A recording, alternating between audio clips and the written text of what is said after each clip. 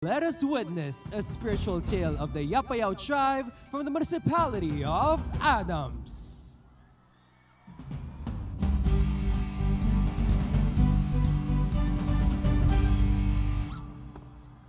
Tiburnay ket isulti may sa kapatyan, agamang kadagiti IP wano indigenous people nang nangrunay ti ayan nga Adams. Ket isupay iti may sa nga usaren mi apagaramidan iti arak nang nangrunay iti makuna nga tapoy wano rice wine tapno iti kastaket na imimas iti produkto mi. Isu iti may sapay nga naglatakan iti ilimi nga Adams kapu iti panagaramid ni kadagiti naduma-duma nga arak ket umad-adu dagiti adu nga turista nga umay iti ayan. Adams continues to defy expectations, like the prized bugnay berries that flourish in their forests.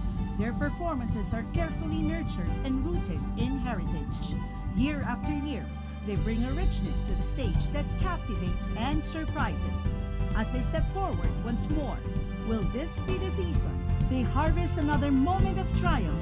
Or will the championship remain just out of reach, like the rare fruit? Our performance for the Tanok ni Ilocano 2025 blends folklore with a visually captivating storyline. We came up with an extraordinary story that shows how a family and the rest of the community gathered together as to produce Bugnay wine. Bugnay wine is more than just a product. It is a symbol of our deep connection with nature. We reach further back into our roots to narrate a long-standing story and tradition that has been upheld by the Isleg tribe of Adams.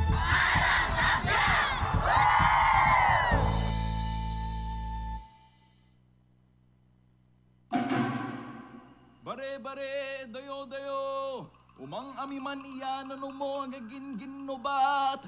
Ihadayom dayadakos, nga gandat marmar na nga dakos.